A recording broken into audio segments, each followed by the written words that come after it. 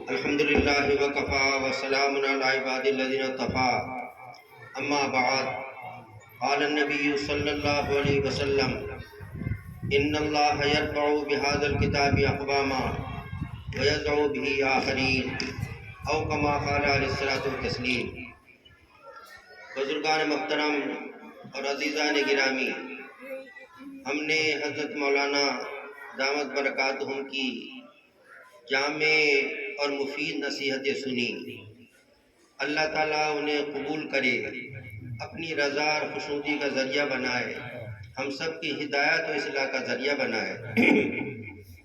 بزرگوں اور صاحبوں، اللہ تعالیٰ نے ہمیں بہت نعمتیں عطا فرمائی، اہم نعمتیں عطا فرمائی۔ پہلی امتوں کو اتنی عظیم نعمت عطا نہیں کی گئی تھی، اللہ تعالیٰ نے ہمیں مخصوص نعمت عطا کی۔ اللہ نے اپنے فضل سے ہمیں اس امت میں شامل کیا جو امت تمام امتوں میں افضل ہے۔ اللہ تعالیٰ نے ہمیں وہ مذہب عطا کیا جو تمام مذاہب میں اعلیٰ اور افضل ہے اور اللہ کے نزدیک پسندیدہ ہے۔ اللہ تعالیٰ نے ہمیں وہ رسول عطا کیے جو تمام رسولوں کے امام ہیں، سب کے سرتاج ہیں۔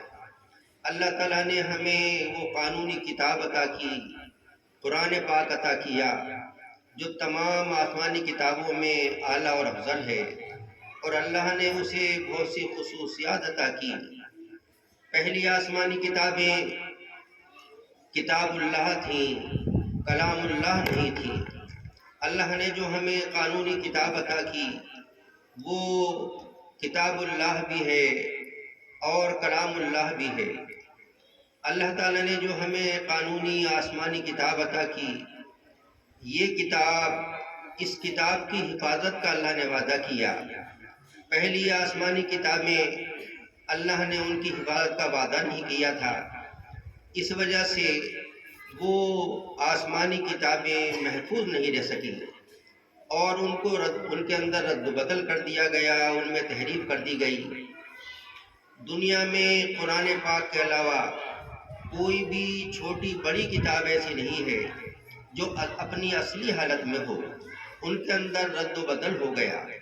توریت کو بدل دیا گیا، انجیل کو بدل دیا گیا، زبور کو بدل دیا گیا، اور انبیاء السلام پر جو صحیفے نازل ہوئے تھے وہ بھی نظر نہیں آتے، اگر ہے تو ان میں تحریف شدہ، وہ تحریف شدہ ہے۔ اللہ تعالیٰ نے ہمیں جو آسمانی کتاب عطا کی، اس کی حفاظت کا اللہ نے خود وعدہ کیا۔ ارشاد فرمایا اِنَّا نَحْنُ نَزَّلْنَا الذِّكْرَ وَإِنَّا لَهُ لَحَافِظُونَ، ہم نے اس ذکر کو نازل کیا، قرآن پاک کو نازل کیا، اس قانونی کتاب کو نازل کیا، اس کی ہم خود حفاظت کریں گے۔ اللہ نے حفاظت کا وعدہ کیا تو اب اس میں کوئی رد و بدل نہیں کر سکتا۔ اس کی حفاظت کا اللہ نے وعدہ کیا، کسی کے اندر قوت نہیں، طاقت نہیں، اس میں کوئی رد و بدل کر دے۔ اگر ایسا ہوتا تو بڑی بڑی حکومتیں ہیں وہ اس فکر میں ہیں کہ ان کی قانونی کتاب کو بدل دیں، لیکن وہ بدل نہیں سکے، ان کی ہمت نہیں، جرأت نہیں، اس پہ وہ کوئی ترمیم کر نہیں سکتے، تحریف کر نہیں سکتے۔ اللہ نے بات کا وعدہ کیا، اور یہ اللہ کا کچھ کرم ہے اس امت کے ساتھ میں، رسول پاک کے طفیل میں، کہ اللہ نے اپنی کتاب کی حفاظت کا وعدہ کیا، اور اپنی کتاب کی حفاظت کے لیے اللہ نے ذریعہ ہم کو بنا دیا، ہمارے سینوں کو بنا لیا۔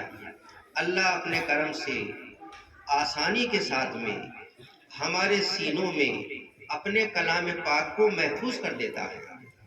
چھوٹے چھوٹے بچے قرآن پاک کو یاد کر لیتے ہیں، سینے میں محفوظ کر لیتے ہیں۔ پہلی آسمانی کتابیں ان کا یاد کرنا بھی آسان نہ تھا، اسی وجہ سے ان کتابوں کے حافظ بہت کم ملتے ہیں۔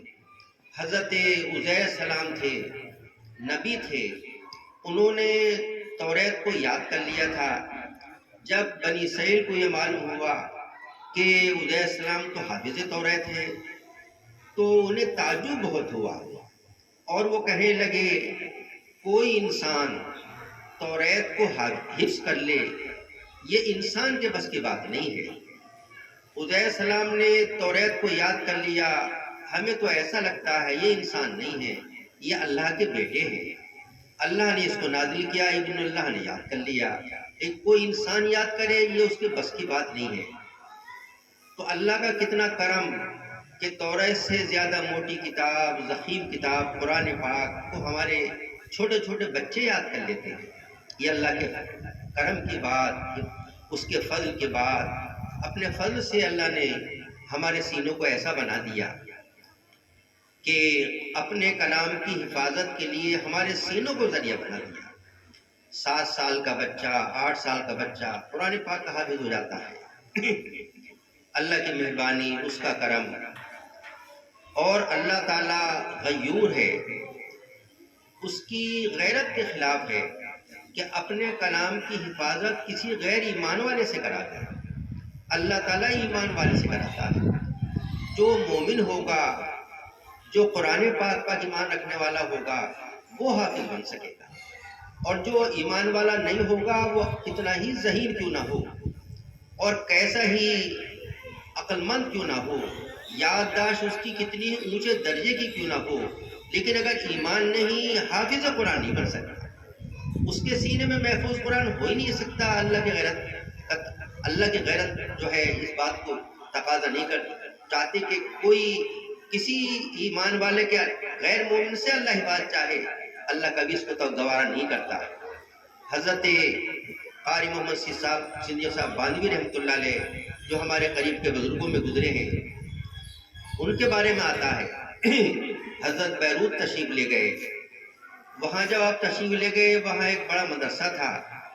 اس مدرسے کے منتظمین، مدرسین کو جب معلوم ہوا ہندوستان کے بہت بڑے بزرگ ہمارے ملک میں آ رہے ہیں، تو وہ ہوائی اڈے پر استقبال کے لیے پہنچے اور حضرت سے ملاقات کی۔ حضرت کو کہیں اور تشریف لے جانا تھا، انہوں نے درخواست کی، ہمارا مدرسہ ہے، ہم چاہتے ہیں آپ ہمارے مدرسے تشریف لے چلیں، برکت حاصل ہو جائے گی۔ حضرت کو مدرسوں سے بڑا عشق تھا، محبت تھی۔ اپنے پروگرام میں سے تھوڑا سا وقت نکالا اور وہاں تشریف لے گئے۔ تو ان لوگوں نے اپنے مدرسے میں حضرت کو گھمایا اور وہاں کی درسگاہوں کا تعارف کرایا۔ حضرت یہ درسگاہ دارالتفسیر ہے، یہاں قرآن پاک کی تفسیر پڑھائی جاتی ہے۔ یہ دارالحدیث ہے، یہاں پر مسلم شریف، بخاری شریف وغیرہ وغیرہ پڑھائی جاتی ہے، حدیث کی کتابیں پڑھائی جاتی ہیں۔ یہ دارالفقہ ہے، یہاں جو ہے مسئلے مسائل کی کتابیں پڑھائی جاتی ہیں، فقہ کی کتابیں پڑھائی جاتی ہیں۔ حضرت کو گھمایا۔ پھر جب حضرت کو دفتر میں لے کر آئے تو آپ نے ان لوگوں سے فرمایا کہ بھائی ہم لمبے سفر سے آ رہے ہیں، تھکے ہوئے ہیں، ہمیں کچھ آرام کا موقع دو۔ وہ حضرات چلے گئے اور دفتر میں مدرسے کا دفتر منشی رہ گیا۔ حضرت نے اس منشی سے یہ فرمایا کہ بھائی یہ تو معلوم ہو رہا ہے مدرسہ ہے، اور یہ بھی معلوم ہو رہا ہے کہ یہاں حدیث پڑھائی جاتی ہے، لیکن تم ایک بات یہ بتاؤ کہ یہاں مجھے حدیث کا نور نظر نہیں آتا۔ حدیث کا نور کیوں نظر نہیں آتا؟ کیا بات ہے؟ تو اس منشی نے حضرت سے خاموشی سے کہا، حضرت میرا راز تو فاش نہ ہو، میں آپ کو بتا دیتا ہوں۔ یہ جتنے آپ کو نظر آ رہے تھے عربی لباس میں، مدرسین اور طلباء، اور آپس میں ملاقات کے وقت میں السلام علیکم، وعلیکم السلام ورحمۃ اللہ کہہ رہے تھے، یہ سب عیسائی ہیں۔ اور انہوں نے جو یہ مدرسہ قائم کیا ہے، تو عیسائی جو حکومتیں ہیں وہ کھنڈ برداشت کرتی ہیں، انہیں یوں قائم کیا ہے تاکہ انہیں مسلمانوں کی کتابوں کے بارے میں معلومات ہو، اس کا یہ علم حاصل کریں، پھر اسلام کا رد اچھی طرح سے کر سکے، رد کرنے میں آسانی رہے گی، اس لیے مدرسہ قائم کیا گیا ہے۔ میں نے یہ واقعہ سنایا، اس میں خاص بات بتانی تھی، وہ یہ کہ ان لوگوں نے حضرت قاری صاحب نور اللہ مرقدہ کو درسگاہوں کا تعارف کرایا، ان میں دارالحدیث بھی دکھائی، اور دارالفقہ بھی دکھائی اور دارالتفسیر بھی دکھائی، لیکن انہوں نے کوئی دارالتحفیظ نہیں دکھائی، کوئی ایسی درسگاہ نہیں بتائی کہ اس میں قرآن پاک کا حفظ کرایا جاتا ہے۔ وجہ اس کی یہ کہ غیر ایمان والا، غیر مسلم، وہ مسلمانوں کی کتابوں کا ترجمہ تو پڑھ سکتا ہے اور ترجمہ یاد کر سکتا ہے، قرآن پاک کا ترجمہ بھی پڑھ سکتا ہے، ترجمہ یاد بھی کر سکتا ہے، حدیث پاک کو پڑھ سکتا ہے، اس کا ترجمہ یاد کر سکتا ہے، عربی پڑھ لی تو ترجمہ یاد کر سکتا ہے، مسئلے مسائل کتابوں کو یاد کر سکتا ہے، پڑھ سکتا ہے، لیکن قرآن پاک سینے میں محفوظ نہیں کر سکتا، قرآن پاک کو یاد نہیں کر سکتا، قرآن پاک اس کے سینے میں محفوظ ہوگا نہیں۔ تو وہ عیسائی تھے، انہوں نے کوئی دارالتحفیظ بنائی نہیں، اس لیے کہ ان کے بچے چونکہ ایمان والے نہ تھے، طلبہ ایمان والے نہیں تھے، اس لیے قرآن پاک کے کو حفظ کر ہی نہیں سکتے تھے، قرآن پاک ان کے سینوں میں محفوظ رہ ہی نہیں سکتا تھا۔ ایک غیر ایمان والا کتنی بھی کوششیں کر لے، وہ ایمان والا، وہ حافظ قرآن نہیں بن سکتا۔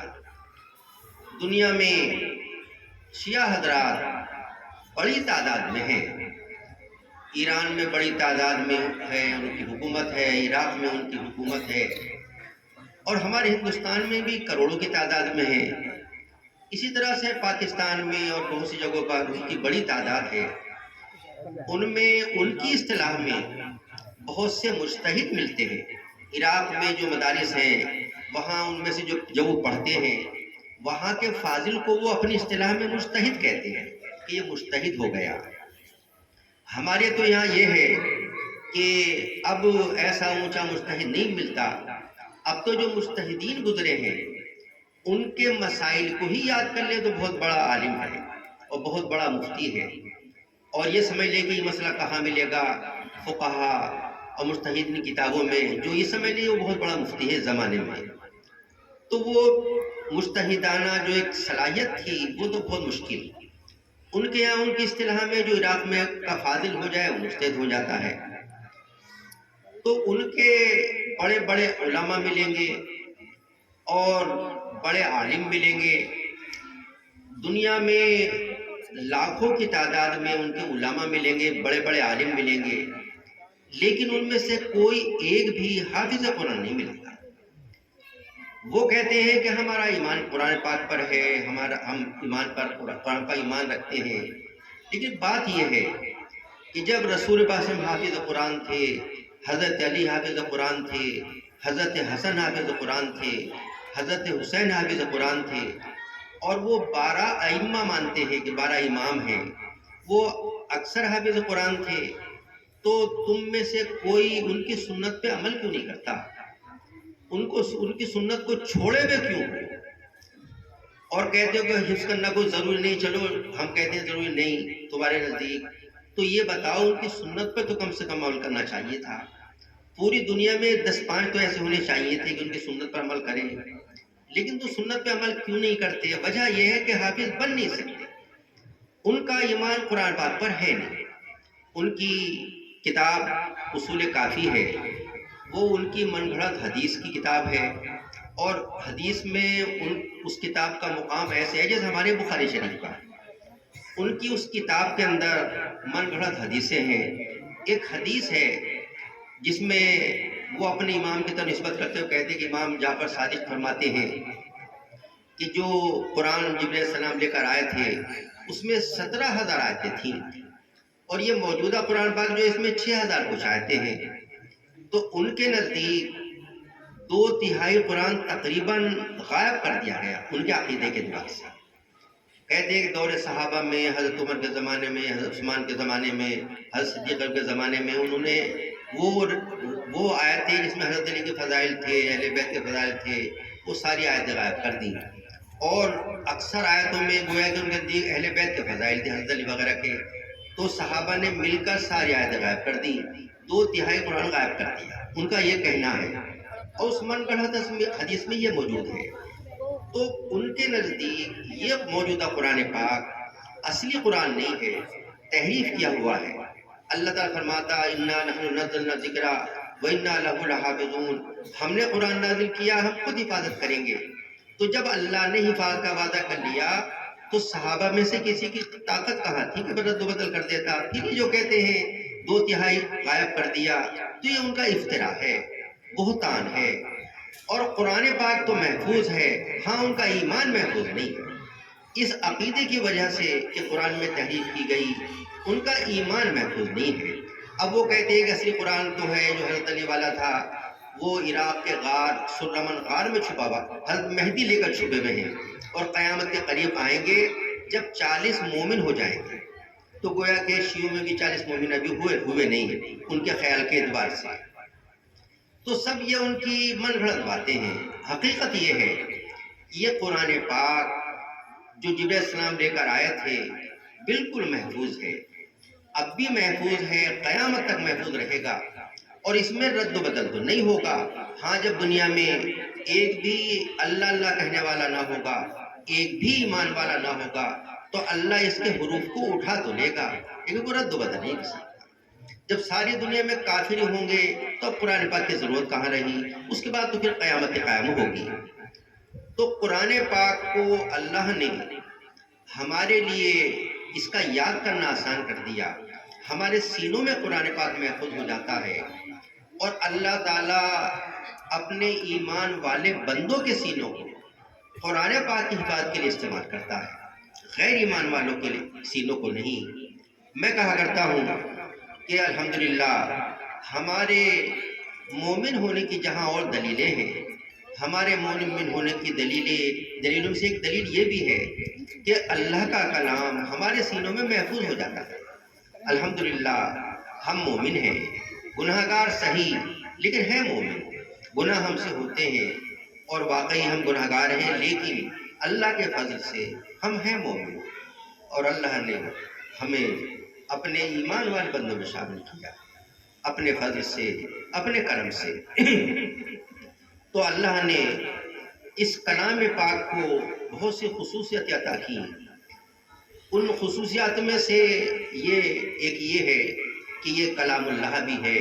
پہلی آسمانی کتابیں صرف کتاب اللہ تھی، اللہ نے اس کی حفاظت کا وعدہ کیا، اور یہ اس کی مہربانی کہ حفاظت کے لیے اللہ نے ہمارے سینوں کو استعمال کیا، ہمیں استعمال کیا۔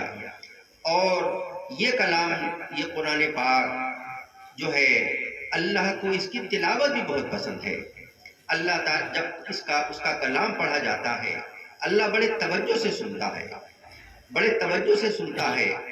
تو کلام پاک پڑھنے والے حضرات جب اس کو پڑھیں، اس کی تلاوت کریں، تو اس کا استحضار کر لیں کہ ہمارا اللہ اس کو سن رہا ہے، ہمارے کلام کو ہمارا رب سن رہا ہے اور شوق سے سن رہا ہے۔ اس لیے بڑے توجہ سے پڑھنا چاہیے اور پورے خوش و خضوع کے ساتھ پڑھنا چاہیے۔ تو اللہ تعالیٰ اس قرآن پاک کی تلاوت کو بہت پسند کرتا ہے۔ ایک امام گزرے ہیں، حضرت امام احمد بن حنبل رحمۃ اللہ علیہ، 4 اماموں میں سے ایک امام ہیں، اپنے وقت کے بہت بڑے محدث تھے، بہت بڑے بزرگ تھے، ولی اللہ تھے۔ ان کا جب انتقال ہوا تو ان کی نماز جنازہ میں اتنی بڑی تعداد میں مسلمانوں نے شرکت کی کہ اس کا حساب جب لگایا گیا تو تقریباً 25 لاکھ حضرات تھے جو نماز جنازہ میں شریک ہوئے، اور امت میں ان سے پہلے اتنی تعداد کسی کے جنازے میں شریک نہ ہوئی ہوگی جتنی ان کے جنازے میں شریک ہوئی۔ اور پھر جب جنازہ ان کا چلا ہے اور معتقدین ان کے جنازے کو احترام کے ساتھ لے کے چلے ہیں، اس اتنے احترام کے ساتھ، عقیدت کے ساتھ لے کے چلے کہ اس منظر کو جب اس زمانے کے یہودیوں نے دیکھا تو 10,000 ایمان لے آئے تھے اس منظر کو دیکھ کر، اور انہوں نے سوچا کہ ہر ایک کی زندگی میں تو احترام کیا جاتا ہے، لیکن یہ مسلمان ان کے پیشواؤں کا ان کے مرنے کے بعد بھی اتنا احترام، اتنی تعظیم ان کے دلوں میں، تو واقعی اسلامی حق ہے۔ اور انہوں نے 10,000 یہودی ایمان قبول کیا۔ تو حضرت امام احمد حنبل رحمۃ اللہ علیہ نے اللہ کی خام میں زیارت کی، اور علماء فرماتے ہیں 100 مرتبہ زیارت کی، اللہ تعالیٰ کی زیارت خام میں ہو سکتی ہے اور بہت سو کو ہوئی اور ہوتی ہے۔ ہمارے حضرت مولانا حسین مدنی کو بھی خام میں زیارت ہوئی۔ ہمارے متعلقین میں سے ایک تھے ملا جی عبدالحفیظ صاحب، ہمارے مدرسے کے مدرس بھی تھے، ہمارے مریدین میں سے بھی تھے۔ انہوں نے فرمایا کہ میں نے کئی مرتبہ اللہ کی خام میں زیارت کی۔ تو بہت سے اللہ کے نیک بندوں کو زیارت ہو جاتی ہے، لیکن چونکہ اللہ کا کوئی مثل تو ہے نہیں، خواب ہوتا ہے، اللہ جیسے چاہے اپنی زیارت کرا دے، لیکن جب اس میں کوئی جاگتے ہوئے بیداری کے عالم میں اللہ کی زیارت نہیں کر سکتا۔ کسی کو اللہ کی زیارت دنیا میں ان آنکھوں سے جاگنے کی حالت میں نہیں ہوئی اور نہ ہو سکتی تھی، اس لیے کہ اللہ تعالیٰ نے ان آنکھوں میں وہ طاقت ہی نہیں دی کہ اللہ کے دیدار کی تاب لا سکے۔ موسیٰ السلام کلیم اللہ ہیں، کوہ طور پر تشریف لے جاتے تھے، اللہ سے گفتگو ہوتی تھی، ہم کلامی ہوتی تھی، بغیر واسطے کے کلام ہوتا تھا۔ تو ایک مرتبہ جی چاہا کہ اللہ سے عرض کر دوں، دیدار کرا دیجیے۔ موسیٰ السلام جو ہے بڑے اللہ سے بے تکلف تھے، جو چاہتے اللہ سے ذکر دیا کرتے تھے۔ تو اللہ سے عرض کر دی، ربی ارینی انظر الیک، اے اللہ میں آپ کا دیدار کرنا چاہتا ہوں۔ ارشاد ہوا لن ترانی، موسیٰ نہیں دیکھ سکتے۔ چاہت بڑھی، اللہ نے فرمایا اچھا ایسا کرو، ہم پہاڑ پہ اپنی ہلکی سی تجلی ڈالتے ہیں، اگر پہاڑ نے سہار کر لی، برداشت کر لی، تو پھر تمہارے دیکھنے کا مسئلہ آئے گا۔ اللہ نے جب ہلکی سی تجلی ڈالی تو پہاڑی برداشت نہیں کر سکا، جل کے خاک ہو گیا، ریزہ ریزہ ہو گیا۔ موسیٰ علیہ السلام بے ہوش ہو گئے، سمجھ گئے اللہ کا دیدار دنیا میں نہیں ہوگا۔ ہمارے نبی پاک صلی اللہ علیہ وسلم کو اللہ نے یہ عزت عطا کی، اعزاز عطا کیا، جب ان کو معراج میں بلایا، عرش اعظم پہ آپ تشریف لے گئے، اللہ کے خاص دربار میں پہنچے، تو وہاں اللہ سے گفتگو ہوئی، بغیر پردے کے ہوئی، اور اللہ کا دیدار بھی کیا۔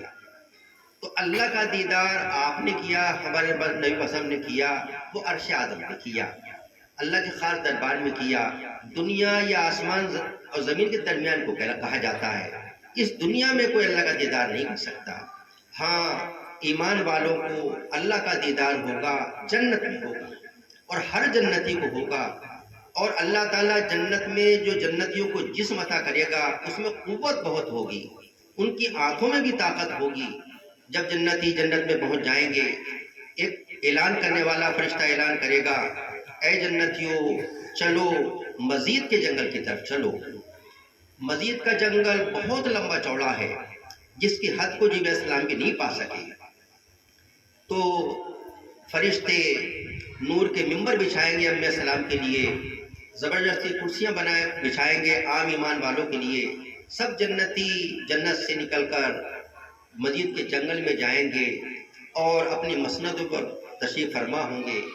اللہ تعالیٰ عرش کے اٹھانے والے فرشتوں سے فرمائے گا، میرے عرش کو ان کے درمیان لے جا کے رکھو۔ چنانچہ عرش اعظم کو رکھا جائے گا۔